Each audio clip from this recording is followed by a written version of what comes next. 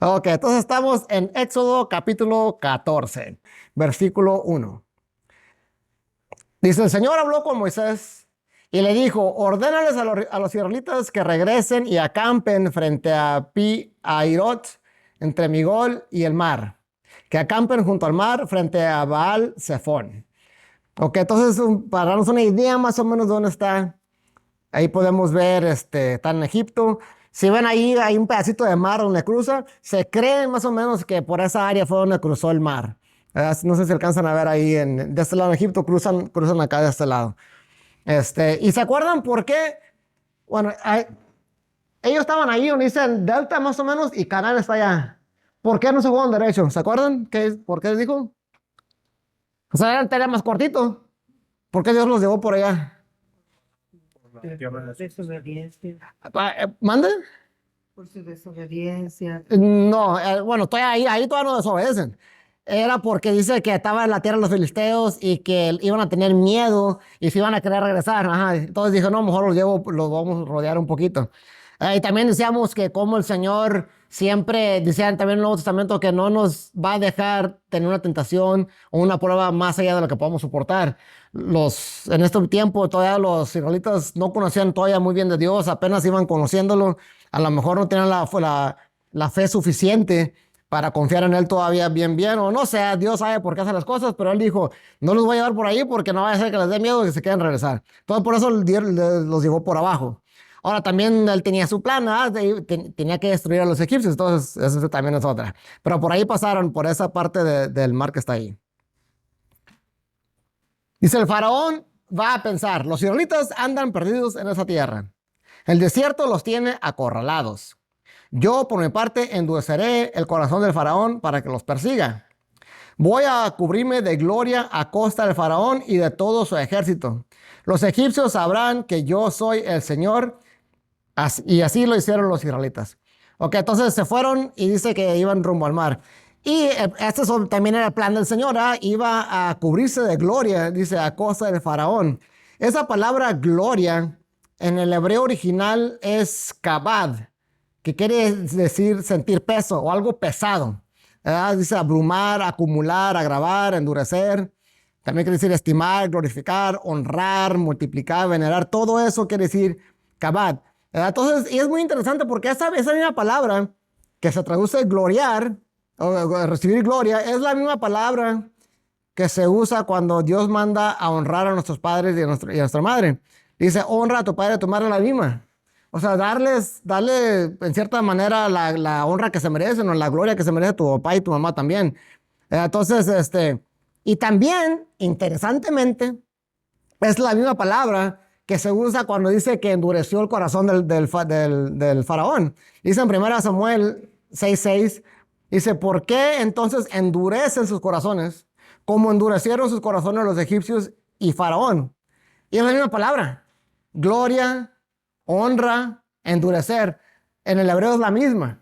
Entonces, esto nos recuerda lo que ya habíamos dicho antes. Cuando el Señor endureció el corazón del faraón, no era para violar su libre albedrío. Al contrario, estaba honrando su libre albedrío, estaba honrando lo que realmente estaba en el corazón del faraón. O sea, porque a veces podemos decir, oh, el Señor qué injusto. O sea, si no hubiera sido porque le endureció el corazón, a lo mejor el faraón sí los quería dejar salir, pero Dios le endureció el corazón. No, al revés. El Señor honró el corazón del faraón. O sea, el faraón hizo lo que realmente él quería hacer, que era no dejar salir a los egipcios, digo, a los israelitas. Aunque tú nomás querías enseñarle esa parte que sí me hizo interesante. Vamos a seguir, dice en el versículo 5, y cuando el rey de Egipto se enteró de que el pueblo se había escapado, tanto él como sus funcionarios cambiaron de parecer en cuanto a los israelitas y dijeron, ¿pero qué hemos hecho? ¿Cómo pudimos dejar que se fueran los israelitas y abandonaran su trabajo?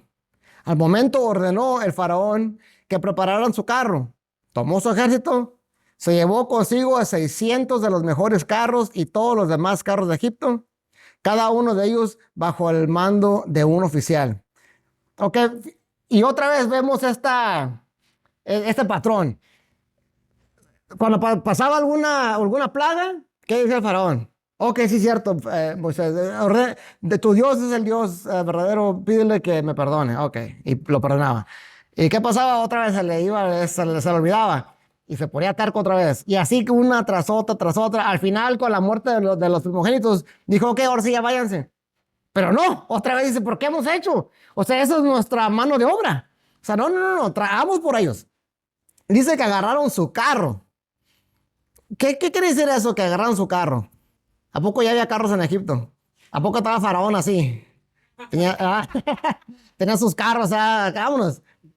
Pues no, es una, tenemos que recordar, cuando leemos la Biblia, hay que leerlo en contexto cultural, ¿verdad? Hay que acordarnos cuándo fue escrito esto, pues no había carros en ese tiempo. Los carros eran ese tipo de carros, pero los que usaban para la guerra, ¿verdad? Y algo interesante que estaba leyendo sobre estos carros, dice en la Enciclopedia Británica, dice la introducción del caballo como animal de tiro alrededor del año 2000 antes de Cristo fue el paso final en el desarrollo del carro en un arma militar que revolucionó la guerra en el mundo antiguo al proporcionar a los ejércitos una movilidad sin precedentes. Ahora, si sacamos la cuenta más o menos de cuándo sucedió lo de Egipto, fue más o menos 2000 años antes de Cristo. O sea, en otras palabras, Egipto tenía lo más avanzado en ese tiempo, militarmente hablando. Traía los Teslas y todos los mejores carros. Ahora imagínense cómo, y lo pongo así para tener un poquito de contexto, de cómo habrán sentido los israelitas, qué tan impotentes estaban los israelitas ante los egipcios, sin Dios, o sea, ellos solos. O sea, si ellos hubieran querido pelear contra Egipto, pues jamás hubieran podido.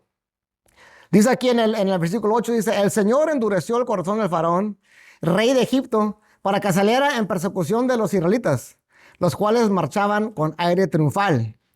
Todo el ejército del faraón, caballos, carros, jinetes y tropas de Egipto, salió tras los israelitas y les dio alcance cuando estos acampaban junto al mar, cerca de Pi Ahirot y frente a Baal Zephón. Ok, entonces dice que con todo su ejército. Y como les digo ahorita, como les decía, muchos creen que era el ejército más avanzado, más poderoso en ese tiempo. Imagínate un pueblito que no tenía ni armas, que venga el ejército más poderoso del mundo. Para darnos una idea, imagínense que saliera un pueblito como El Salvador y que llegara a Estados Unidos con todo su ejército más avanzado que existe. ¿Qué iban a sentir? O sea, pues bien asustados, indefensos, no iban a poder hacer nada. Y así más o menos podemos imaginarnos en contexto lo que pudieron haber sentido ellos. Que, híjole, ahí vienen entre nosotros. Y todo eso lo digo por lo que sigue. Dice en el 10, el faraón iba acercándose. Cuando los israelitas se fijaron y vieron a los egipcios pisándole los talones, sintieron mucho miedo y clamaron al Señor. Entonces le reclamaron a Moisés. ¿Acaso no había sepulcros en Egipto que nos sacaste de allá para morir en el desierto? ¿Qué has hecho con nosotros? ¿Para qué nos sacaste de Egipto? Ya en Egipto te decíamos, déjanos en paz. Preferimos servir a los egipcios. Mejor nos hubiera sido servir a los egipcios que morir en el desierto. Ok, imagínate, o sea, y por eso que a veces es fácil juzgar, ¿ah? De decir, qué cobardes, acaban de ver todo lo que está haciendo el Señor. Pero la verdad es que esto refleja a uno mismo.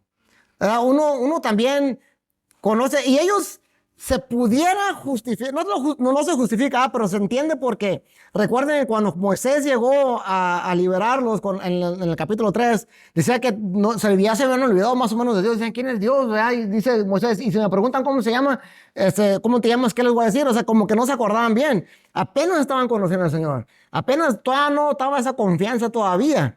¿Verdad? Dice, y por eso dice, ¿por qué nos pasaba que se iban a morir? Estaban reclamando literalmente a Moisés.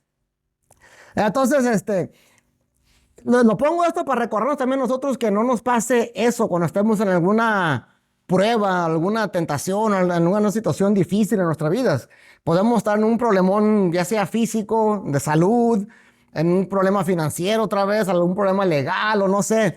Pero mientras uno se mantenga fiel, que hay que confiar siempre en el Señor, no decir esto, no decir, "Y no hubiera hecho esto, no, bueno, ¿para qué hubiera hecho aquello? Hubiera hecho aquella tranza, por no haber hecho esa tranza, mira, me perdí de este dinero." Pero no, tenemos que confiar en el Señor.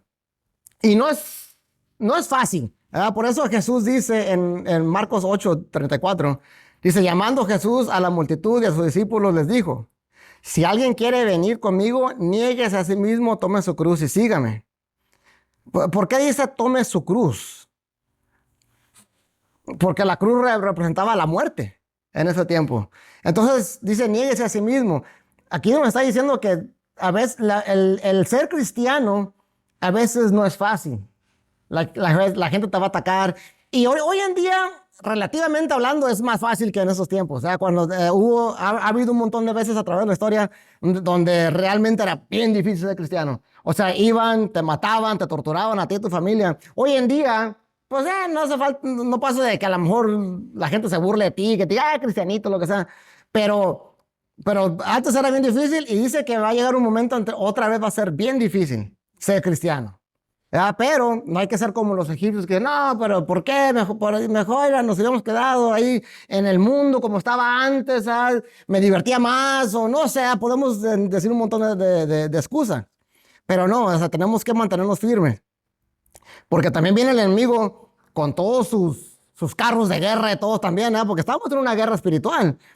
Acuérdense, dice Efesios 6:12, porque nuestra lucha no es contra seres humanos, sino contra poderes, contra autoridades, contra potestades que dominan este mundo de tinieblas, contra fuerzas espirituales malignas en las regiones celestiales. Todos los problemas que se pudieran manifestar aquí en este mundo, muchas veces tienen que ver con la guerra espiritual que está pasando en el cielo. ¿Verdad? Precisamente todas estas plagas de Egipto, todo lo que pasaron los egipcios y los israelitas, era una guerra espiritual ahí, porque Dios, recuerden que Dios dijo que todo eso lo estaba haciendo para juzgar a todos los dioses egipcios. O sea que se puede decir que había algo espiritual ahí, pero se estaba manifestando en el mundo con todas esas plagas, con todos estos problemas. Entonces, también hay que recordarnos el problema de que tuvo Job. Si se acuerdan la historia, lo que estaba pasando en el cielo. ¿Se acuerdan de eso? Cuando dice Dios a Satanás, que bueno, Satanás le dice, sí, pues Job te adora y te alaba porque pues, le das todo, es rico, tiene tierras, tiene esposa y sus hijos. Pues, y dijo, ok, quítale las cosas y se lo fue quitando poco a poco, poco a poco. Job, a lo que vemos en la historia, Job no sabía nada de lo que estaba pasando en el cielo. No sabía nada de lo que estaba pasando. Entonces, igual nosotros, si estamos en una enfermedad, cuenta el hermano que pasó por la enfermedad que tuvo, un accidente con el hermano con lo de la mano, ¿verdad? O que tal vez nos corran del trabajo o algo pase, hay que acordarnos de eso. ¿Qué estará pasando ahí arriba? ¿Estará pasando algo allá arriba? O sea, ¿estará Dios viéndome ahorita? ¿Estará Dios utilizándome para dar en la torre al enemigo? ¿Lo voy a dejar en mal a Dios? Uno no sabe lo que está pasando allá. Y lo digo porque necesitamos mantenernos fieles. Así como lo hizo Job. Sí, ajá. Y recordando la prueba, recordando la promesa que dijo Dios, que no nos va a dejar pasar por una tentación, una prueba más allá de la que no podamos soportar. Si estás pasando por algo, es porque Dios te va a dar la salida de alguna manera. Nuestro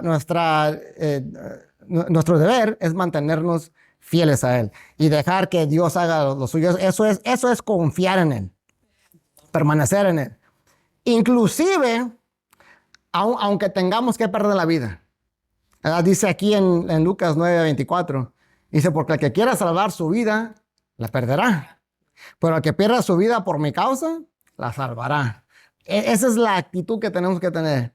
Repito, o sea, gracias a Dios, hoy vivimos en un momento de la historia donde no es muy difícil ser cristiano, así como o sea, cuando puedas perder literalmente tu vida, pues no estamos así todavía. En algunas partes del mundo sí están así, ¿verdad? En el Medio Oriente y en otros lados, si se enteran que eres cristiano, sí pierdes casa, pierdes herencia, pierdes hasta tu vida. Pero si llegáramos a pasar por una prueba así, pues ni modo, hay que dar la vida por él. Ahora esa es la pregunta que nos tenemos que hacer cada uno de nosotros. ¿Realmente estamos dispuestos a dar la vida? O sea, realmente cuando todos se inclinen ante la imagen de Nabucodonosor. ¿Se acuerdan que estaban los tres amigos de Daniel ahí de pie? ¿Vamos a estar de pie también nosotros en una situación así? Fíjate, ahora estaba leyendo, ahora lo leí, donde en Canadá están proponiendo una ley donde si tú oras en público o lees la Biblia en público, puede ser considerado crimen de odio. Sabemos cómo poco a poco ya va empezando la persecución. O sea, si tienes que orar, ¿orarías? ¿Estarías en el hospital orando, en algún lugar público orando? ¿Orarías? No, es que hermano, no puedo orar por ti porque estamos en público y la ley me dice que no puedo orar. Sorry. Ya lo hacen y eso que no hay persecución. Y les da vergüenza. Imagínense. Por eso, enfatizo todo esto porque poco a poco vamos hacia allá, la persecución llega. Y muchas veces nosotros en la iglesia, y no me refiero aquí, sino en general, la iglesia, el cristianismo, leo a veces los comentarios en internet, todo eso, cómo a veces podemos criticar al pueblo de Israel, ¿verdad? Pero la mayoría de Israel en un tiempo estuvo perdido. Dice Elías, le dijo al Señor, Señor, ya no hay nadie, nomás quedo yo.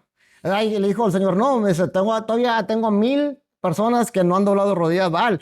Para él, sentía que ya no era nadie. En todo el país, nomás había 1000. En todo un país era bien poquito. Pero desafortunadamente, hermanos, creo que la iglesia a lo mejor tal vez estamos igual. O sea, realmente, ¿cuántos en toda la iglesia mundial? Todos los que se dicen cristianos, ¿verdad? Cuando la otra puse la estadística que en Estados Unidos como el 80 o 70% son cristianos. O sea, ¿realmente son 70% cristianos en Estados Unidos? No, porque si no el país no estuviera como está. Si realmente fuera el 80% seguidores, discípulos de Cristo, no, hombre, el país estaría muy bien. En primer lugar, no hubieran permitido que nos quitaran la vida. Pues no. Escuelas de ninguna parte. Pues no estarían permitiendo todas esas cosas que están permitiendo. O sea, se supone ya con eso, dicen, nah, el 80%, si acaso el 20%, a lo mejor el 10%, quién sabe. Ahora, no vamos a juzgar a la gente, el punto de esto es juzgarnos y autoexaminarnos a nosotros mismos. Decir, ok, si yo estuviera en Israel en esos tiempos, en el tiempo de Elías, ¿yo sería de esos 1000? 7,000, hermano. Eran 7,000. ¿No eran 1000? Bueno, ok, 7000. Pues, ok, pero tomo 7000 en todo un país, es poquito, ¿verdad? Sentía que él era el único. Ahí Elías no miraba a nadie, decía, pues ¿dónde están todos? Todos estaban escondidos, yo creo, no sé, pero o sea, el punto es de que nosotros hay que tener eso en mente, que si un día llegara a pasar la persecución, se pone más feo, ser de esos 7000. Aunque dice, no tengan miedo, le respondió Moisés, mantengan sus posesiones, que hoy mismo serán testigos de la salvación que el Señor realizará a favor de ustedes. A esos egipcios que hoy ven, jamás volverán a verlos. Ustedes quédense quietos, que el Señor presentará batalla por ustedes. Entonces, Moisés, él sí estaba confiado. Él sí estaba bien confiado. Dice, ustedes quédense quietos, no se preocupen, mantengan sus posiciones, no tengan miedo. Y eso es el mandato también de hoy. No tengan miedo. O sea, sean fuertes, sean valientes, como le dijo también a Josué. Y dice, pero el Señor dijo a Moisés, ¿por qué clamas a mí? Ordena a los israelitas que se pongan en marcha. Y tú, levanta tu vara, extiende tu brazo sobre el mar y divide las aguas, para que los israelitas lo crucen sobre terreno seco. Yo voy a endurecer el corazón de los egipcios para que los persigan. Voy a cubrirme de gloria a costa del faraón y de su ejército, y de sus carros y jinetes. Y cuando me haya cubierto de gloria a costa del faraón, sus carros y sus jinetes, los egipcios sabrán que yo soy el Señor. Ok, bien interesante, ¿no? Lo que dice aquí. Vamos para atrás, dice Moisés. Ustedes quédense quietos, dice en el 14. ¿Y qué le dice el Señor? Pónganse en marcha. Como la fe es así. O sea, vamos a confiar en el Señor. Él va a hacer su trabajo, pero eso no quiere decir que nuestra fe va a ser pasiva. O sea, yo no voy a hacer nada aquí, me voy a quedar a gusto, que el Señor haga todo. No. Uno va a hacer lo que le corresponde a uno. O sea, oramos por ejemplo, por el hermano. Pero de todos modos, él va a sus citas, va a sus tratamientos, se toma sus pastillas o la medicina. Él tiene que hacer su trabajo, confiando en el que el Señor va a hacer la de él. Imagínense que, estoy enfermo, no voy al doctor. Confío en el Señor, yo no voy a hacer nada. Perdí mi trabajo, yo aquí, el Señor es mi proveedor, no voy a hacer nada. No, hay que salir a buscar trabajos, a meter aplicaciones. Si tienes trabajo, pues levántate en la mañana, ni modo, a las 6 de la mañana a trabajar. Obviamente confiando que el Señor también va a hacer su obra. ¿Verdad? Entonces, tenemos que ponerla, nuestra obra tiene que ir acompañada nuestra fe tiene que ir acompañada de obras. Dice Santiago 2:17. Así también la fe por sí sola, si no tiene obras, está muerta. Ahí también en Santiago dice, pues el cuerpo sin el espíritu está muerto, así también la fe sin obras está muerta. Sí, y es lo mismo que vemos aquí en Éxodo. Quédense quietos, dice el Señor, no, pónganse en marcha. Yo voy a hacer lo mío, pero ustedes sigan como si no vinieran. Ustedes sigan adelante. Entonces tenemos que poner de nuestra parte. Me acuerdo que había una persona bueno, esto me platicaron en otra iglesia, dice que era una persona ya, pues no mayor edad, tenía como 40 años esta persona. Dice que él toda su vida había sido soltero. Y él oraba por una pareja. Dice que la iglesia y todos pues, oraban por la pareja y así. Y nunca, dice, pues nunca llegó. Él quería una pareja cristiana y pues la iglesia oraba y así. Pero dice, me decía este amigo, dice, pero es que, dice, llegaba todo espinado, no se arreglaba.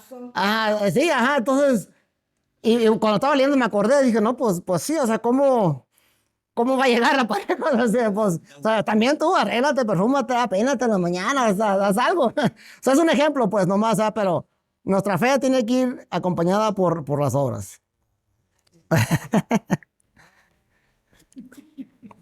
Dice, entonces, el ángel de Dios que marchaba al frente del ejército israelita se dio vuelta y fue a situarse detrás de este. Lo mismo sucedió con la columna de nube, que dejó su puesto de vanguardia y se desplazó hacia la retaguardia, quedando entre los egipcios y los israelitas.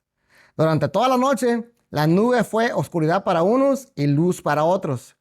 Así que en toda esa noche no pudieron acercarse los unos a los otros. Entonces dice que el ángel de Dios era el que los iba acompañando y allí él se puso entre los israelitas y el ejército de los egipcios. Entonces aquí el Señor haciendo su obra. Ahora, ¿quién es el ángel del Señor? Se menciona mucho en la iglesia, en el Antiguo Testamento. El ángel del Señor.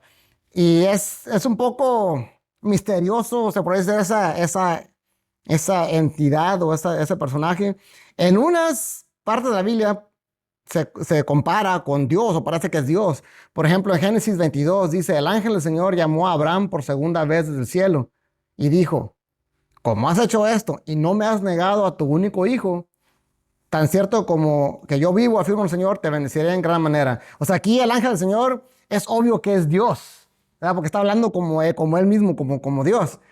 Pero hay otras partes donde no parece que es Dios. Por ejemplo, Zacarías 1 dice, los jinetes informaron al ángel del Señor que estaba entre los arrayanes. Hemos recorrido toda la tierra. Por cierto, la encontramos tranquila y en paz. Ante esto, el ángel del Señor respondió, Señor de los ejércitos, ¿hasta cuándo te negarás a compadecerte de Jerusalén y de las ciudades de Judá con las que has estado enojado estos 70 años? O sea, aquí ya como que el ángel del Señor habla con Dios. Entonces, como que aquí no es. Entonces, basado en todo esto, muchos concluyen que tal vez es Jesucristo antes de la que fuera encarnado. Porque Cristo, el Nuevo Testamento también en varias partes lo describe como Dios, pero en otras partes lo vemos orando a Dios también. Entonces muchos dicen, ok, este es Jesucristo antes de ser encarnado. Ahora recuerden, Jesucristo en sí, él cuando llega al mundo, él, pues, si pensamos o si creemos que es el ángel del Señor, es este espíritu dentro de un cuerpo humano. Entonces ahí ya sale Jesucristo, pero él no empezó a existir ahí en ese momento, él ya existía desde antes. Su carne tal vez sí empezó a existir desde ese momento, pero él ya existía desde antes. Entonces muchos creen que el ángel del Señor es Jesucristo pre-encarnación. Sí, que era el Espíritu Santo. Bueno, es que según la teoría de la Trinidad, son tres.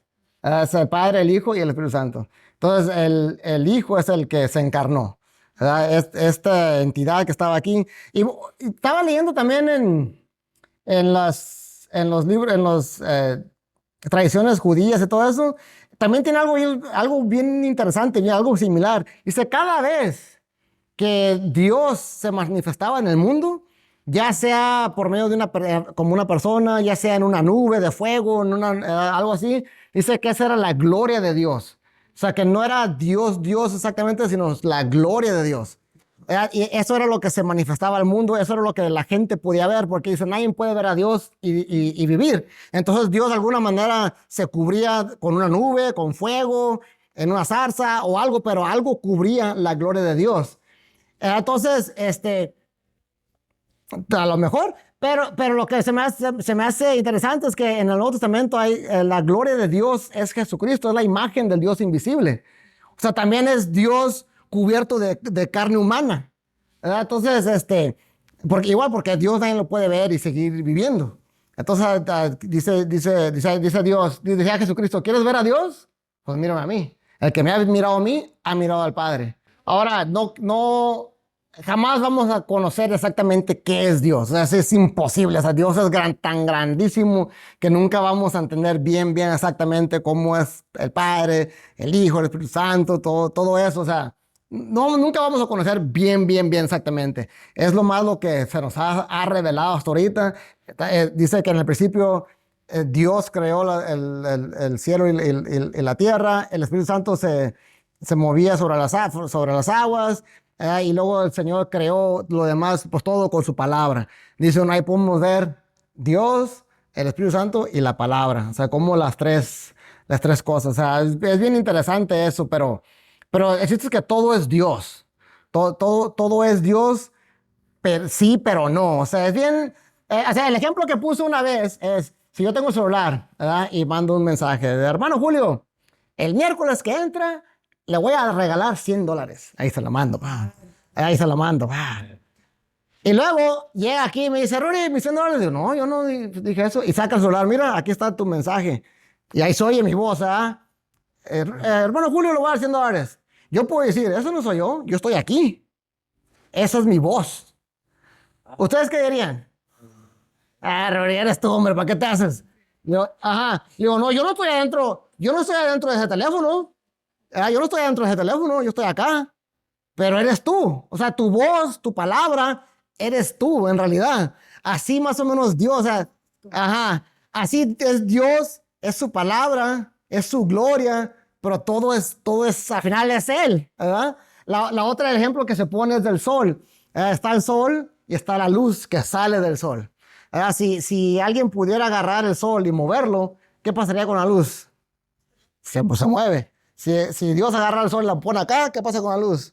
Se mueve. Pero la luz, o sea, aquí si sales para afuera, bueno, ahorita no, pero durante el día sales, hay luz, pero el sol está bien lejos. O sea, el sol y la luz no es lo mismo, pero sí, porque donde se vaya el sol, se va la luz. ¿Sí me entiendes? O sea, esa luz sale del sol, sale del sol. Y así dice que el Hijo proviene del Padre, sale del Padre. O sea, están bien unidos. El Hijo solamente hace lo que el Padre dice. Si el Padre se va para allá, el Hijo se va para allá. Y si el Hijo dijo algo es porque el Padre así lo dijo. O sea, es el mismo, pero no y sí. O sea, no sé. A lo mejor quedaron más confundidos. Ya me confundí también yo. Ajá. Pero es la misma esencia. Pues sí, ajá. Sí, otro ejemplo que también, es que en realidad no hay ejemplos perfectos, porque no podemos entender bien lo que es Dios, ya sabes, así, la magnitud de eso. Pero otro ejemplo también que me gustó mucho, lo escuché, dice, si vas al mar y agarras un vaso, por decir, y lo llenas de agua, tú puedes decir, esta agua es 100% mar, o sea, no llevan otra cosa, el agua aquí es 100% mar, pero no es todo el mar, o sea, el mar está allá. Pero de todos modos sigue siendo 100% mar, o sea, no es otra cosa más que mar esto. Así, o sea, Jesucristo era 100% Dios. Dice, pero yo estaba allá y hablaba con Dios. Sí, pero de todos modos Jesucristo era 100% Dios. O sea, esa es otra analogía que han puesto. O que dice en el versículo 21. Dice, Moisés extendió su brazo sobre el mar Y toda la noche el Señor envió sobre el mar un recio viento del este que lo hizo retroceder, convirtiéndolo en tierra seca.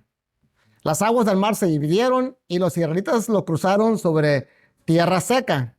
El mar para ellos era una muralla de agua a la derecha y a la izquierda. Ok, esta es la gran escena, ¿verdad?, que hemos visto varias veces en películas, hasta en caricaturas. Mira, bueno, aquí ya leímos esto, vamos a ver aquí esta escena. Acabamos de leer cómo lo describe. Ahora miren la escena y díganme ustedes si miran algo que no está bien. Ustedes díganme. With this staff, you shall do my wonders.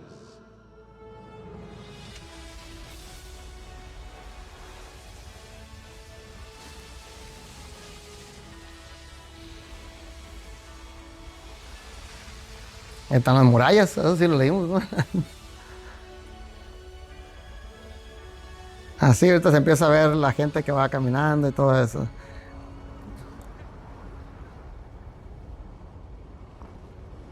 Pero ahí, ¿ustedes qué ven? Ahí, ¿todo normal? ¿Todo bien? ¿En qué sentido? Pues bueno, leímos cómo se describe lo que pasó. Yo no lo había notado hasta hace poco, también dije, órale, entonces, porque yo siempre que... Y se paró. Ujú, exactamente. Yo todas las veces que pienso en esta escena, pienso así como en la película, porque así lo pintan. Pone el mar, no, la vara y ¡fua!, se abre el viento. Y digo, se abre el mar, así, oh, y así siempre me imaginé, hasta que un día alguien dijo, dije, a ver si es cierto. Dije, órale. Dice, el Señor envió sobre el mar un recio viento dice, y toda la noche el Señor envió sobre el mar un recio viento. O sea que fue poco a poco, hasta que se fue quedando seco. O sea, no fue de repente, ¡fas! Fue poco a poco, dice que toda la noche estuvo hasta que la tierra se quedó seca. Y luego ya estaban las murallas a la derecha y a la izquierda. ¿Verdad? Pero yo no había notado eso hasta que un predicador lo dijo. Yo me quedé, dije, a ver, vamos a ver si es cierto. Dije, oh, sí, es cierto. Dice que toda la noche, poco a poco, dice, toda la noche el Señor envió ese viento y las aguas se dividieron. O sea que no fue, vámonos, y de volada. No fue así, ¿verdad? Lo que leemos ahí. Entonces, ahora vamos a seguir leyendo. Dice, los egipcios los persiguieron. Todos los caballos y carros del faraón, con todos sus jinetes, entraron en el mar tras ellos. Cuando ya estaba por amanecer, el Señor miró al ejército egipcio desde la columna de fuego y de nube y sembró la confusión entre ellos. Hizo que las ruedas de sus carros se atascaran, de modo que se les hacía muy difícil avanzar. Entonces exclamaron los egipcios, alejémonos de los israelitas, pues el Señor está peleando por ellos y contra nosotros. Ok, ahora estaba leyendo los comentarios, dice, el Señor, si Él lo hubiera querido, Él pudiera haber separado al mar, fácil, rápido, como nos lo imaginamos. Dice, pero lo hizo poco a poco. Dice, unos comentarios, tal vez lo hizo para que si lo abría así rápido, tal vez los egipcios se iban a dar cuenta rápido, les iba a dar miedo, ¿verdad? Y Dios quería que cruzaran el mar para después ahogarlos, ajá. Pero también dice, nos recuerda esto, que a veces los milagros de Dios suceden todo el tiempo, aunque nosotros no lo vemos. Nosotros queremos ver, oh, levantó un muerto, mira nomás, 3 días de muerto como a Lázaro, o uno que está ciego, wow, ya le dio la vista. Pero muchas veces uno no se da cuenta de cuántos accidentes nos ha librado, de cuántas enfermedades que Dios nos ha librado. O sea, si a lo mejor te negaron un trabajo, metiste tu aplicación, no te lo dieron, por algo te lo dio. O sea, el Señor siempre está trabajando, ¿verdad? Por medio de la naturaleza, por medio de todo. Son cosas pequeñas que a veces uno no logra ver. Hasta después, si lo mira uno en retrospectiva, dice uno, con raíces del Señor, qué tanto me cuidó el Señor. Hice esto, hice lo otro y no me pasó nada y no fue el Señor. O sea, hasta después lo ve uno, pero en el momento a veces se nos olvida. Entonces hay que tener cuidado con eso, de que no se nos olvide que el Señor siempre está trabajando en nosotros y siempre está alrededor de nosotros. Esta es la promesa, dice que los ángeles del Señor acampan alrededor de los que le temen. Ahora, muchos, y también yo pienso que también ciertamente fue prueba para los israelitas, porque muchos pudieran haber dicho, eso no es Dios, eso fue el viento, eso fue el viento, o sea, de pura casualidad llegó un viento y se abrió y se secó el mar, eso no necesariamente quiere decir que es Dios. Entonces también, a veces, yo pienso que Dios lo hace también lo hizo para probar también a los israelitas, a ver si realmente confiaban en Él. Así muchas veces nosotros pueden suceder cosas y decir, no, es que pasó esto. Bueno, es que hizo el otro. Y podemos siempre tratar de racionalizar las cosas en vez de darle la gloria a Dios. Entonces ya va a depender de cada uno. Si o le das la gloria a Dios o le das la gloria, no sé, a otra cosa, a la naturaleza. Aunque sabemos que Dios es el que controla la naturaleza. Y hasta los enemigos de Dios le dan la gloria, porque como dice ahí al final del 25, Ujú, los israelitas, pues el Señor está peleando por ellos ujú. y contra nosotros. O sea, ellos sí lo reconocían. Sí, y de hecho, bueno, se me olvidó decirlo, pero si vamos para atrás, cuando dice que el Señor, lo que iba a hacer el Señor ahí, dice, dice, mero abajo, y los egipcios sabrán que yo soy el Señor. O sea, este plan ya no era tanto por los israelitas, ya era más para los egipcios, para los enemigos, para que sepan quién es el Señor. Y sí, para que le den gloria también. Y va a pasar también un día dice que todas las rodillas se doblarán ante Cristo. Todos lo van a ver. Dice, cuando venga Cristo, no va a haber necesidad de anunciarlo. Dice, porque todo ojo lo verá. Así como el rayo que sale en el cielo, que todos lo ven, así va a ser la llegada de Cristo. Todos lo van a ver y entonces ahí se van a dar cuenta. Y también vemos cómo, como dije hace rato, los egipcios fueron viendo poco a poco el Señor. ¿Quién era el Señor? A través de las plagas, pero luego se volvían a endurecer su corazón y luego volvían a decir, oh no, sí es el Señor. Y luego no, siempre no. Y así, o sea, vemos cómo se acercaban o le daban la gloria, pero luego se la volvían a quitar. Y así muchos también, va a pasar, dice en Lucas 13. Esto es como una advertencia para nosotros. Bueno, aquí lo está hablando a los judíos, pero también nos puede, es para nosotros. Dice, pero él les contestará. Les repito que no sé de dónde son ustedes. Le está diciendo a los que no van a ser salvos. Dice, apártense de mí, todos ustedes hacedores de injusticia. Allí habrá llanto y crujir de dientes cuando vean en el reino de Dios a Abraham, Isaac, Jacob y a todos los profetas, mientras ustedes los echan afuera. O sea, eso está diciendo a los judíos, ¿verdad? Que ellos creían, no, bueno, ya somos el pueblo de Dios, somos salvos. Pero igual, o sea, si nos ponemos a pensar, eso también aplica para la iglesia. Muchos de la iglesia dicen, yo soy salvo, soy yo ya, o sea, ya estuvo.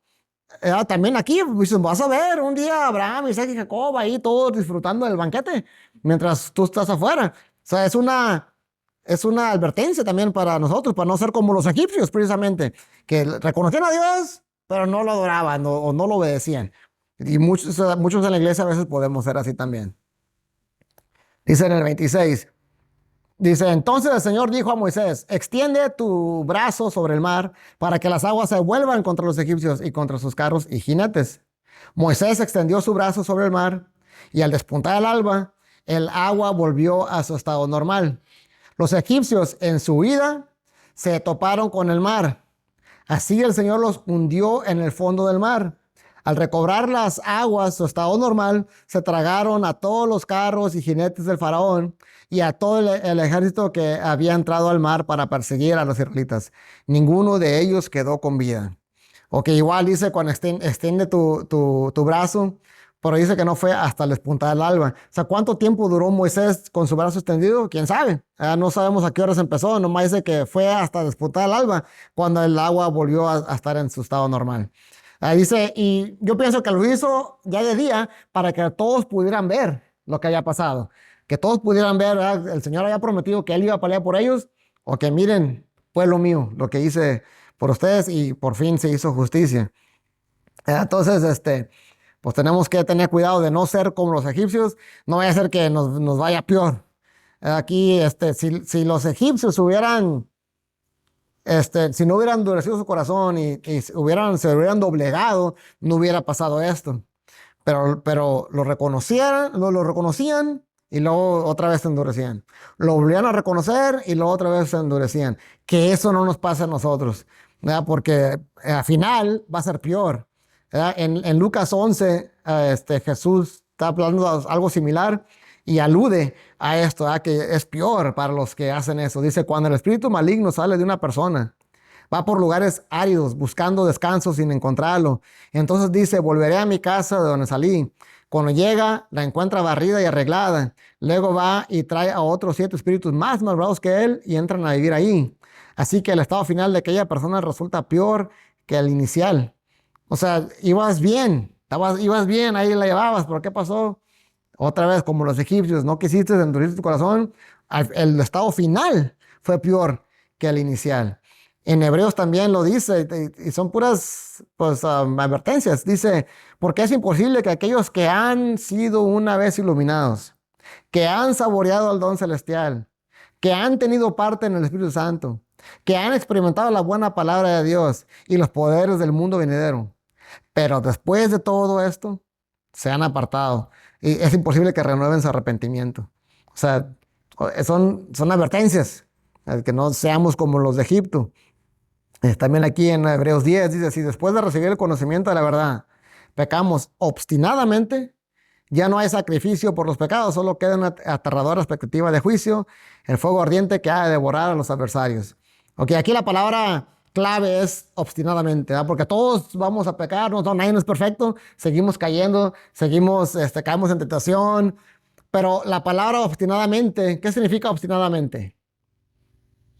Se adrede. Pero ya a propósito, con alevosía y ventaja y planeado, voy a hacer esto y lo voy a hacer así para que no se enteren en la iglesia, para que voy a robar así para que no me mire la policía en el trabajo. O sea, tú ya lo planeas, ya estás con todo conocimiento ya de la palabra, ¿verdad? Ya cuando lo haces así, eso ya dice aquí, ojo, no vaya a ser que como en Romanos que dice, no quisieron adorarlo a él, prefirieron adorar a lo creado que al creador. ¿Qué dice? Los entregó a sus pasiones vergonzosas, ¿verdad? Entonces, todo eso son advertencias que quedaron escritas para que nosotros no las llevemos. Dice, los israelitas, sin embargo, cruzaron el mar sobre tierra seca, pues para ellos el mar formó una muralla de agua a la derecha y a la izquierda. En ese día el Señor salvó a Israel del poder de Egipto. Los israelitas vieron los cadáveres de los egipcios tendidos a la orilla del mar. Al ver los israelitas el gran poder que el Señor había desplegado en contra de los egipcios, temieron al Señor y creyeron en él y en su siervo Moisés. Ok, fíjate cómo no fue hasta el final cuando ya creyeron. Ahora, cuando dice creer, no significa que no creían que no existía. O sea, ya sabían que existía, obviamente, ¿verdad? Pero el creer es, la palabra ahí hebrea es amán, que significa confiar, confirmar, creer, fiar, lealtad, verificar. O sea que una cosa es creer que Dios existe, otra cosa es confiar en Dios. Cuando estás, como dije hace rato, estás en un problema, estás en una enfermedad, estás sin trabajo o algo está pasando, ¿confías en Dios? ¿Verdad? ¿Realmente vas a seguir obedeciéndolo o vas a empezar a hacer tranzas porque te ocupas dinero para pagar la renta? No, vamos a seguir confiando en él. Eso es creer, ¿verdad? Y dice que creyeron en él y en su siervo Moisés. ¿Por qué tuvieron que creer también en Moisés? O sea, que no es malo confiar en el hombre. Se supone que es malo confiar en el hombre. ¿Mande? Porque Dios lo había mandado. Entonces tenemos que cuando alguien viene o más bien nosotros, o sea, si nosotros vamos y hablamos de Dios a la gente, si nosotros tenemos muy mal testimonio, pues dicen, nah, que viene a hablarme a mí. Arreglate tú primero y luego ya vienes y me arreglas a mí. Sí, no hacen caso. Entonces, necesitamos tener buena reputación entre la gente, entre la comunidad. Buen testimonio, que miren el cambio realmente. ¿Verdad? Pero bueno. Piedras preciosas. ¿Mande? ¿El qué? Dice que la reputación es buena. Oh, ajá. Es más preciado que las piedras preciosas. Ajá, sí, vale más, sí, cierto. Entonces, aquí pues, por fin, al final creyeron en él y temieron a él porque vieron el potencial que había en el Señor. El otro día estábamos viendo la película de The Chronicles of Narnia. ¿Han mirado esa película? Las Crónicas de Narnia. Es una película de niños, pero es como una analogía de cómo es Dios, ¿ah? El rey de Judá y cómo salva a la gente. Y dice que hay una parte ahí donde la niña chiquita, no sé si se acuerdan los que han visto esa película, está hablando con un topo. Y el topo le está diciendo sobre Aslan, se llama el león, Aslan, el rey. Y dice, y la niña pues dice, oh, es un león, dice, pero sí es, ¿cómo dice? Pero sí no es peligroso. Y dice el topo, "Ja, ¿que eso es peligroso? Pues ¿qué? Pues es león.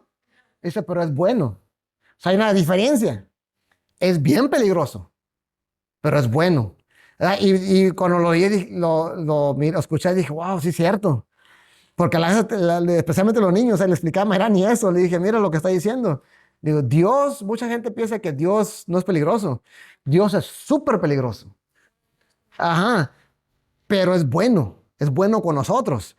Pero si no fuéramos sus enemigos, además, es el peor enemigo que puedas tener. O sea, ni siquiera el diablo. O sea, tener enemigo al diablo no es nada comparado con tener enemigo a Dios mismo. Pregúntale a Faraón. Así. Porque dice la Biblia, cosa aterradora es caer en las manos del Dios vivo. Entonces aquí también es bueno tenerle esa reverencia al Señor, ese temor, ese honor al Señor. Y aquí dice que vieron los cuerpos tendidos y dijeron, ay, híjole, no, pues sí, hay que temerle al Señor. Y confiar en el que Él es suficientemente poderoso. Por lo mismo, como es súper peligroso, Él es capaz de defendernos a los que son de su pueblo. Ok, entonces aquí se acaba ya esta sección. La semana que entra empezamos con Éxodo 15.